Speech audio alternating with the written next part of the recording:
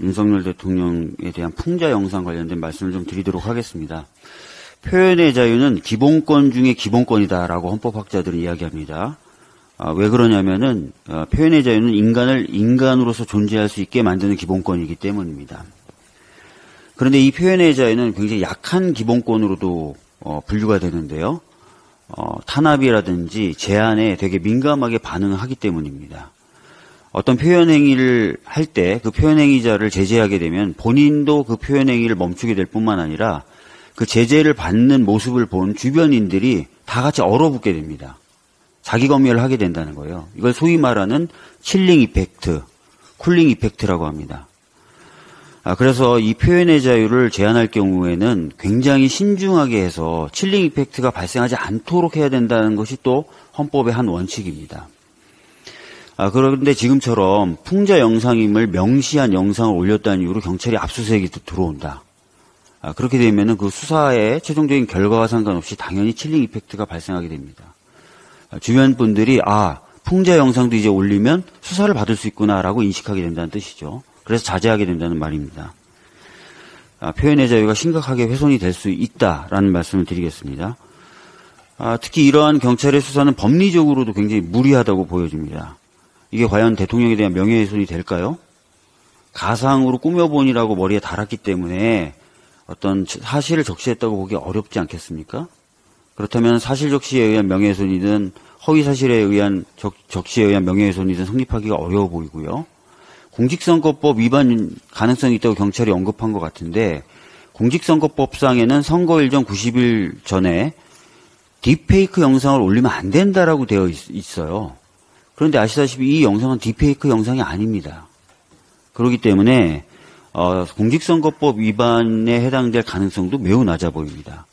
그럼에도 불구하고 이렇게 과도하고 무리하게 칠링 이펙트를 유발하면서까지 표현행위를 제한하는 것 대단히 심각한 문제라고 생각합니다. 표현의 자유를 지키기 위해서 시민분들이 고통을 받아야 됐던 시대가 있었습니다. 다시 그런 고난의 시대가 도래한 것 아닌가라는 걱정이 들고요. 시민분들과 함께 어깨 걸고 표현의 자유를 지킬 수 있도록 노력하겠습니다. 또 아까 은 대표님이 말씀하셨는데요. 이종섭 전 국방부 장관 호주 대사로 임명이 됐어요. 이분은 수사받아야 될 사람입니다. 이미 공수처가 관련된 여러 부서를 압수수색하고 있는 상황입니다. 그런데 갑자기 이렇게 호주 대사로 임명해서 해외로 돌린다는 것 자체가 진실을 은폐하려는 의도가 있는 것 아닌가라는 의심을 가질 수밖에 없습니다. 그리고 이분이 호주 대사로서 어떤 전문성이 있어요? 혹시 기자분들 들어보신 적 있으십니까? 호주에 대해서 이분이 잘 아세요? 외교를 해보신 적 있으십니까? 여러 가지 저는 의문점이 드는 인사라고 볼 수밖에 없고요. 이분이 있어야 될 곳은 공수처 수사실입니다. 하나만 더 말씀드리겠습니다. 김건희 여사 특검법이 제표 결과가 부결됐습니다. 그래서 김건희 여사에 대한 수사는 다시 검찰로 돌아가야 되는데요. 검찰이 그동안 뭐라고 얘기했습니까? 수사는 진행 중에 있다. 다만 관련자들, 권오수 같은 관련자들의 재판 상황을 지켜보면서 수사를 진행하려고 한다. 진행하고 있다. 이렇게 얘기했습니다.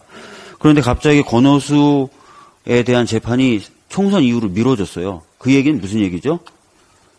검찰이 아까 했던 말에 비춰보면은 김건희 여사에 대한 수사도 늦춰진다는 얘기가 되겠죠.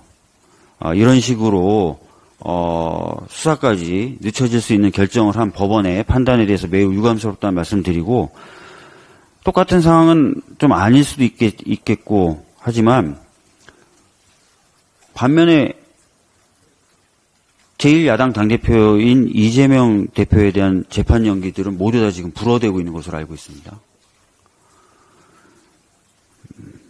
공평하게 판단하는 것이 필요하겠죠.